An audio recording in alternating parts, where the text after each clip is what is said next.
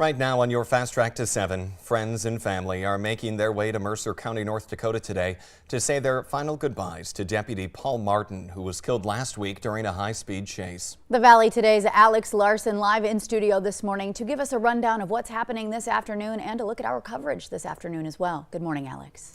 Jordan, Ashlyn, good morning. Law enforcement from all over the state and region, including those in the FM Metro, are on their way to western North Dakota for the funeral of Deputy Paul Martin.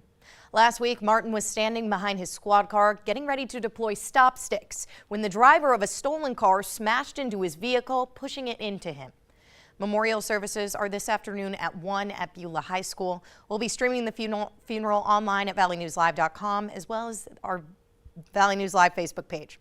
First responders will take part in a procession from the high school to the funeral home after the service. Martin will be buried at the North Dakota Veterans Cemetery in Mandan at a later date.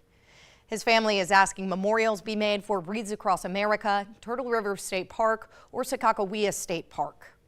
Meanwhile, the man accused in Martin's death now has a lawyer. Ian Kramer is in jail on $500,000 bail and facing charges of manslaughter, preventing arrest, fleeing, among others. He is the son of North Dakota U.S. Senator Kevin Kramer.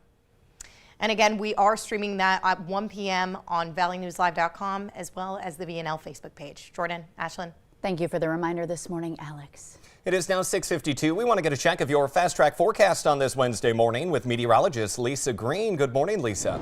Good morning. We're looking at conditions this morning that are a little chilly in some spots to start off, but we're starting that warming trend back into mild December temperatures as we head into the day today. So a look outside. We've got a nice view here in Fargo, meaning that we're not dealing with any fog this morning downtown. Nice and crisp in our view on our sky cam here from South Fargo. And looking at our temperature, 17 degrees. It feels more like 8 though when we factor in a little bit of wind. It's out of the south-southwest, which again tends to be a warming direction, signaling a change in our pattern here as we've got warmer air starting to take over.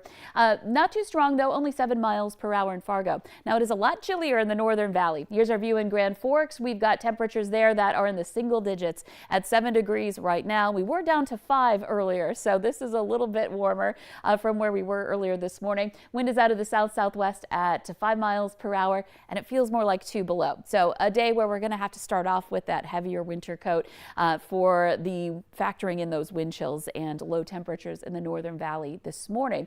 Radar, satellite, pretty quiet, just some clouds in the Northern Valley and off to the east.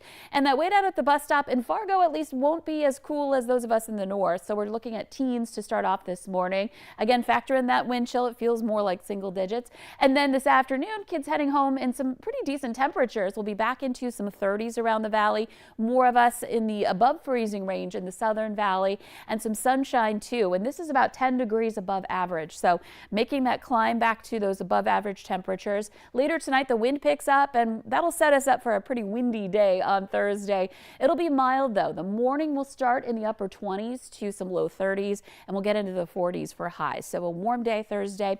Friday's the day we're watching for our next system. We have a potential round of light mix going on during the day Friday. And then if we keep that chance for precipitation overnight as temperatures drop, we could see a change over to snow. So we're going to keep an eye out for that one and keep you up to date throughout the rest of the week. You can always check the VNL weather app for the latest on that. But the other thing to point out is how mild we stay. It's not just a couple of days where we warm up. We're looking at the entire 11-day stretch where we've got temperatures above freezing for highs, even into the 40s for several days. Okay, that is some melting weather we got out there. Yeah, we're going to work on some of those sidewalks and side streets that have been a little icy since the last round, and may see some of those areas that maybe got just a little coating of snow, maybe start to see some exposed ground too as well. Okay, thank you, Lisa. A Texas murder suspect in North Dakota now in jail after being arrested in Grafton. Police say 26-year-old Joshua Davis was wanted in El Paso for allegedly engaging in organized criminal activity. This arrest came after a tip about Davis living and working in North Dakota was confirmed. U.S. Marshals and the High Plains Fugitive Task Force helped take him into custody at a home on the south side of Grafton yesterday morning. 5 teenagers are facing charges of vehicle theft in Jamestown. A 16-year-old girl and 4 boys ages 12 to 14 were arrested for unlawful entry into a motor vehicle, theft of property, and criminal mischief. Investigators say security video and tips from the public helped catch those kids. Two sled dogs owned by Fargo native and longtime Iditarod musher Jim Lanier are dead after being hit by a snowmobile. Alaska State Troopers say two other dogs were injured in yesterday's crash near the town of Cantwell. It's a popular training location for sled dog teams. One of Lanier's Northern Whites kennel mushers was on the sled at the time of the crash. Police say, though, alcohol does not appear to be a factor. No arrests or citations have been made. Lanier is an Iditarod veteran, though, having completed 16 races straight. He's been entering from the years 1979 all the way to 2013. A Minnesota man going to prison for nearly 2 years for, listen to this, stealing a dog and then holding it for ransom. Surveillance video captured the theft of Pablo, this French bulldog, from his owner's front porch in Maplewood last spring. 24-year-old Christopher Brigham contacted the owners of Pablo on Facebook, demanding $500 for the dog's return. Then someone called that family and told them the name of the guy who stole Pablo. Police showed up at Brigham's house and told them to return the animal.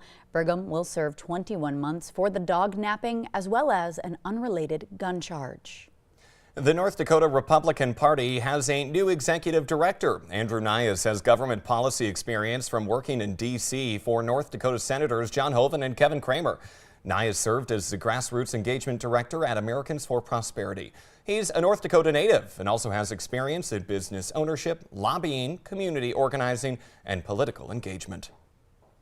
Parking at Fargo's Hector Airport getting a major upgrade. The Airport Authority Board is giving the green light to a parking ramp and skywalk connected to the terminal.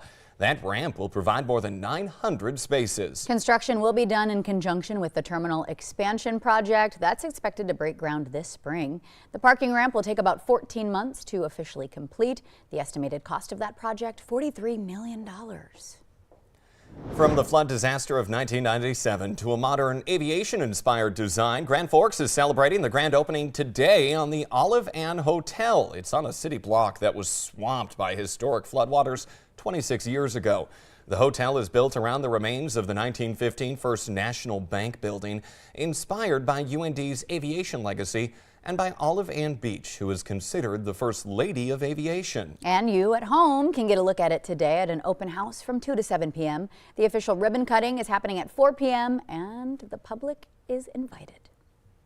The choices for Minnesota's new state flag are now down to these 3. They're going to scroll on your screen there.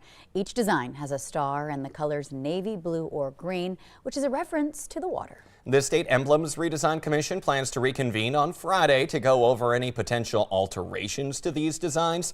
Now, the deadline to pick one is in January. You can get a closer look at these options by finding this story on your VNL News app. Well, a very popular holiday sight is rolling into the valley this week. The Canadian Pacific Holiday Train will be stopping in Detroit Lakes at 2:30 p.m. tomorrow. It's at the Holmes Street Railroad crossing near the Detroit Lakes Community and Cultural Center. Then it's headed to Mahnomen at 4:20. The train is also making 6 stops in North Dakota, including Hankinson and Enderlin on Friday, then Carrington and Harvey on Saturday.